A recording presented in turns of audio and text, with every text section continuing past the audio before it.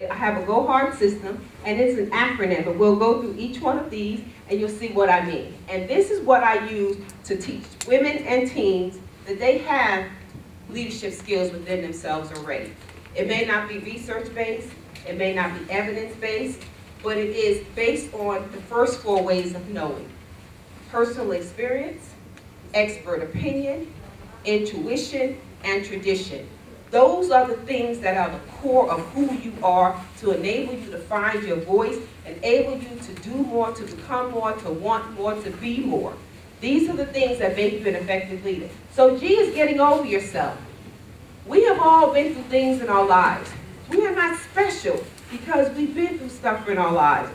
Don't feel that you get to be stuck in the same rut for 20 years because you went through something when you were a teenager. Your parents got divorced when you were a little kid. You may have been abused, but you haven't sought any help over time. So you're stuck in that spot. You can't get over yourself because you're stuck. You put Band-Aids on gunshot wounds thinking it's going to heal it, rather than going in and doing the surgery that's required to make a change in your life. That is what's going to take you to get over it. You've got to get in there and do that surgery. There's no way you can be an effective leader if you're stuck in what coulda, woulda, shoulda been, but never wasn't. So you have to create an action plan to get over yourself. G is getting over yourself. O is overcoming your odds. Recognizing and understanding that every statistic that's out there does not apply to you. And it does not have to apply to you. You own the power of change.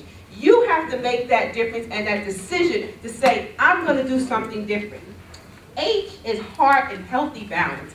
You got to follow your heart sometime. You know, I talked about the first 4 ways of knowing, and I talked about that in the intuition. Sometimes you got to go with your heart and go with your gut and see, go with what you feel in your soul. When I walked away from over 6-figure income 2 years ago, I took a leap out on faith. That, okay, I am done doing this. I was a school counselor for 26 years.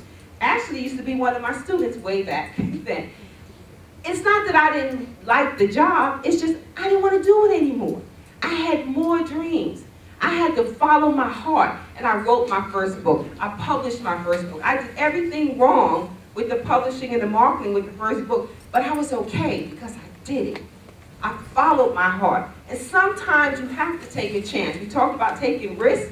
Sometimes you have to do that. Now, I'm not saying I walked out of my job without any type of benefits. When you retire, you still get some residuals because I had 5 kids and a husband and a household and a lifestyle to maintain. But nonetheless, sometimes we stay inside this little square box and we don't allow ourselves to think outside those lines.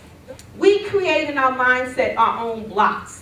That blocks our blessings and blocks our ability to move forward. We create our own set of rules because I never told you couldn't go outside the lines.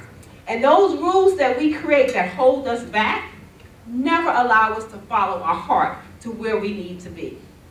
So when I say to you, follow your heart, sometimes you do have to take that leap, that jump, and follow what's in your soul to get to where you want to be. And that makes you that stronger leader so that you can get others to follow you, so that you can inspire a shared vision. But if you don't know what your heart is saying to you, what words it's speaking, what language it's talking, you would never be able to lead anybody else. Does that make sense to you? Yes. And in doing that, you also have to have a healthy balance between your heart and common sense too. Okay, a lot of people follow their passion, follow their hearts, and they end up with nothing and they're miserable. Your heart can sometimes speak to you in different languages. Through your action plan, through assistance, guidance from anyone who loves you, they can help you get that healthy balance between your heart and your mind and helping you to make good choices. So it's important. H is heart and healthy balance, part of the core of going hard to become an effective leader. A is anger and artillery. Ooh, we have some angry people out there in this world. A lot of them are sitting in our jail cells right now because they couldn't control that anger. They couldn't figure out what to do with it. I always tell people feelings are never right or wrong. It's what you do with those feelings is what makes it right or wrong. R is resiliency and renewal. I am considered I don't want to say concerted, but I write a lot about resiliency, how to bounce back after hitting rock bottom. Actually, that was my second book, because I focus on giving people concrete strategies. We tell people, do this, do that, but then we don't show them how. To be resilient, for some people, it comes natural. They just get over things and they keep it moving. Other people, they stay stuck, and you're like, why do you keep doing this? I don't want to hear about it anymore. So you have to learn, you have to create an action plan that allows you to escape so that you can bounce back. Just because you hit rock bottom doesn't mean you have to stay there. You can become that foot soldier emerging through those trenches. You can be the one who comes out on top. But you've got to go back, like I said before, and do the surgery. You can't put a Band-Aid on a gunshot wound and expect to emerge from those trenches. You have to get in there and do your homework. And yes, it costs you some time, some energy, some effort. You may be taken out of your comfort zone, but that's how you move towards change. We like to stay in the same place all the time doing the same things if we think it makes us feel good. And that's not always the best place to be. So you have to learn how to be resilient, how to figure it out, what to do. And you don't have to do all of this alone. You got to pick people who love you, who want to help you. And don't pick the wrong people. But pick people who love you. There's professional help. I know on college campuses, there are all types of assistance programs. So if you're going through stuff, or if you've been through stuff and you're trying to get out of stuff and it's still weighing on your mind and your heart and your soul and stopping you from moving forward, it's okay to say, I need help. The R with the resiliency is going to be renewal.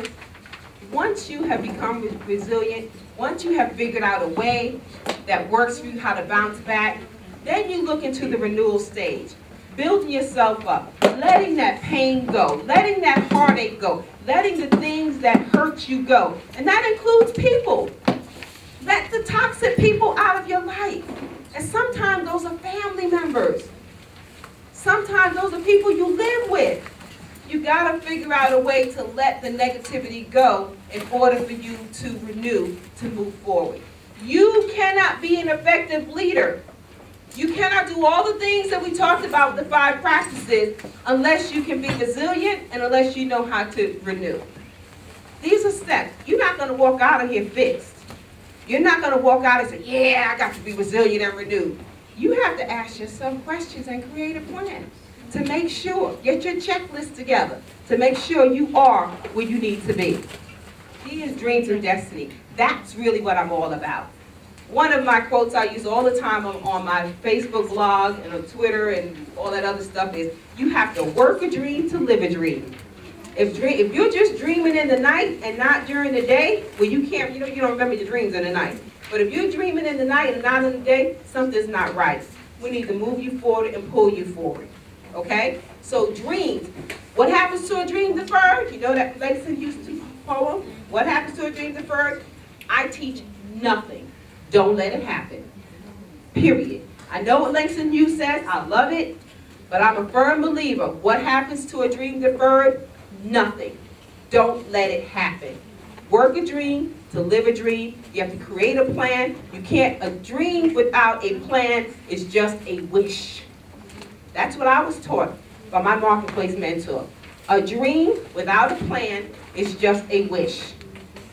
You make that decision. Do you just want to wish, or do you want to make dreams come true?